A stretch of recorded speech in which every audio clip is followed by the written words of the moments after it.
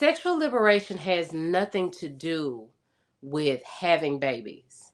Having babies and being a single mother or a couple is completely aside from sexual liberation. Having sex does not always equate to having babies. But it does. It is Stop lying. It does. How many baby mamas are out there? Okay. The question was about sexual liberation. Sexual baby. liberation. Okay. Go ahead. Because you about to say some bullshit. That don't make no sense what you trying to say. Sex don't equal baby. Hold on. Let me Now let Bo talk. Wait. Hold on, everybody. Let me press pause. Hold on, Bo. I got you, Bo. I got you. Bo, hold on. God damn. Because I ain't never cussed at nobody. Bo, and y'all finna baby. Lady Di. This is a panel, right? You gotta let her get out her thought before you rebut it. You can't shut down her thought just because you think that you're gonna disagree. We have no issues with you disagreeing with what she's about to say, but you gotta let her say it. You can't stop her and say what you about to say is some bullshit, so therefore we're gonna walk right over it. Let her say it, then mic back on you. You can rebut it and give your own opinion on it. But we got to allow people to respect to be able to get their thoughts out. Because that's how y'all wind up arguing with each other and going back and forth. And now we can't hear none of y'all. So go ahead, Bo. I'm sorry. Here's my thing. And I don't want to answer the question no more. Because I don't come up here and disrespect nobody. I don't come up here just arbitrarily interrupting nobody. And I don't want that done to me. Because if you want disrespect, I can dish it out. I got plenty of it. But I come with respect first. Ooh.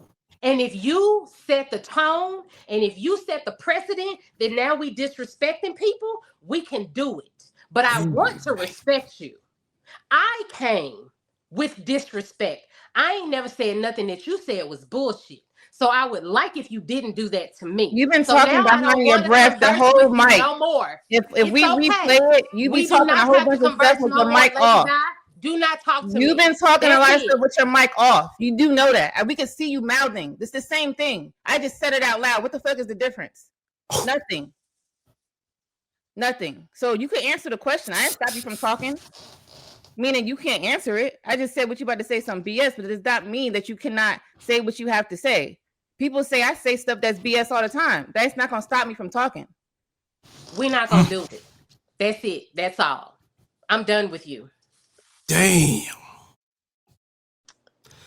All right, Papaya. You're up next. Ready? Fight. Okay. Yeah, I'm not fighting with nobody. I'm just kidding. Yeah, go ahead. Welcome aboard, by the way.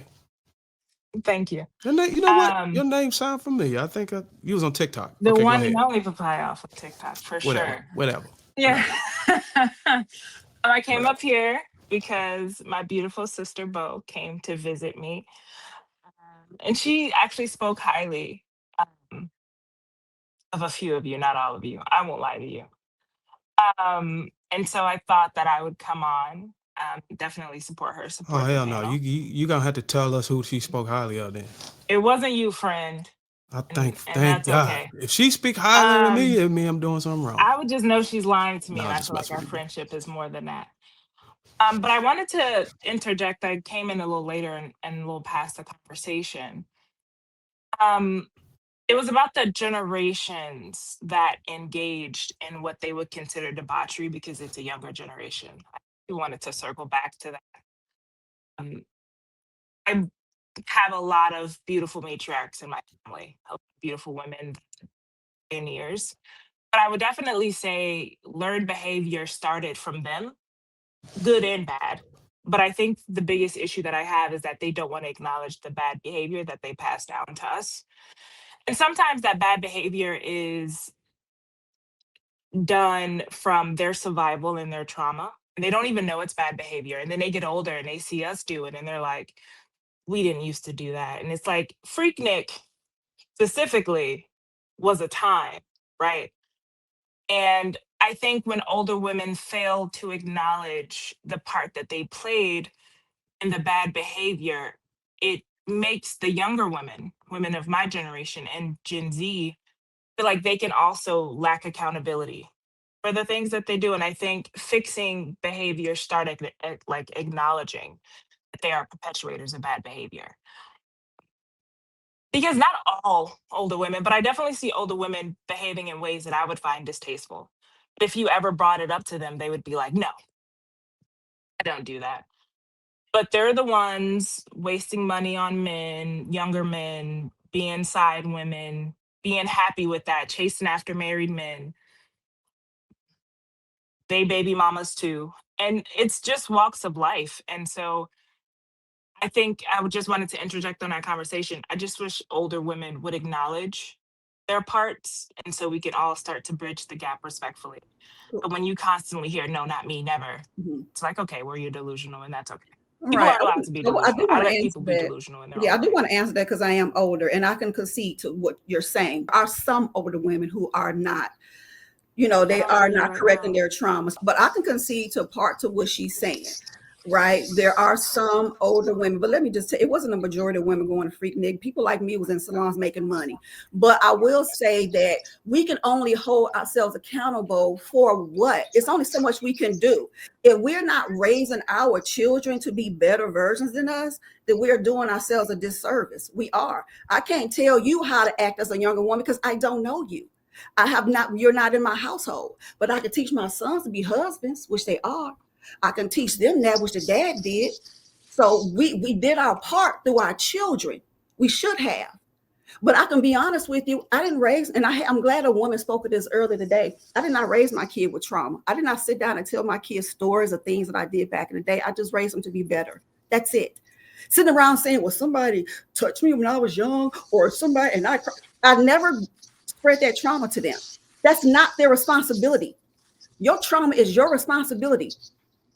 So we don't have to teach you anything but better. That's it. That's it. So the thing is, we can only teach you so much because at the time you got to understand your kids are going to come for you too. Okay? Because there's always going to be something that you did not do. That's just life. We feel like our parents didn't have to do something. They thought that the silent generation didn't have to do something. Your kids are going to come for you. Because you only know what's going on now. You only function in the now. You don't know what's going to happen 10, 20, 30 years when your kids are also grown saying, hey, mom, because times have changed. And they can be like, well, hey, my mama didn't teach me this, or my mama and my dad didn't teach me this. They're going to come for you too. It's not about us, Gen X or silent generation or baby boom messing up stuff. Every generation go after the previous generation. I have to leave, not to cut you off, but I really can't hear you. Okay. And so I want to have the conversation. Yeah, I go can't ahead. hear, so I'm gonna leave and then come back, and I hope it's fixed. Yeah, I had that issue earlier. That's why I kept dropping out earlier. But I just want to let y'all know every generation gonna come for the previous generation. I don't care who you are. They're gonna have some questions for you. But I will say to minimize that is to not raise your kids in your traumas. In your traumas. That's where the abuse comes from. That's where the come from. I mean, not Lady. I'm sorry, Dr. Lady. But can't you understand how it's rare for a woman to be able to, even though she may have not succeeded at certain things or things transpired in your life, you're still able to hold the line and say, hey, look, marriage, all of these things that people are seeking after, it's still good to go after them versus the women who become jaded. Well, my kids saw a two-parent home, and although me and my ex-husband parted ways and he remarried, he'd been married 20-something years, they saw the best co-parenting relationship between us. I never alienated him. I never said he could never see his children. I don't care if he couldn't pay child support. That was not the problem because I knew his time was going to suffice everything in raising kids. That was the best for me. They did not see that. Even now, me and my ex-husband, we talked for Father's Day for what, an hour and a half, laughing and joking, talking about how hot-headed we was when we were young and married. That's what we built. So that's why when people say you're a failure, baby, I'm nowhere near a failure because I have corrected whatever issues that I did when I was younger. Trust me. But just because you failed at it doesn't mean that you can't. Yeah, it doesn't mean here's the gripe I have with that. Ex-husband. because I missed some of what you said, Lady O.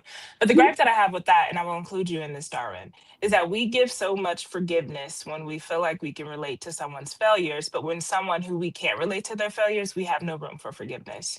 Because while what Lady O said was great, I also know that salons were messy and they gossiped in salons and they gave bad advice in salons like they did That was barbershops. some though, And yeah. I also know that the older generation they may not have sat down and be like, oh, I was touched as a child, but they oftentimes protected the uncles that were touching the children that they were supposed to protect.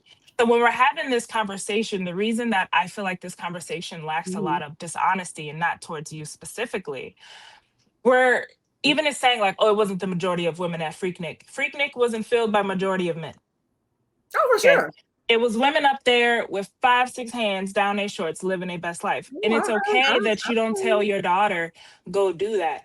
But we're also not telling our children to be mentally capable of even handling marriage. Because when we're preaching marriage, but we're preaching it in a way where it's a broken foundation, that does more harm. Because why are we telling children to get married? And whether or not they know what a 2-parent household looks like, do they even know what it means to regulate their I will emotions? say, Do they know for what it sure. means I to will go say through the this, for nuances of sure. that?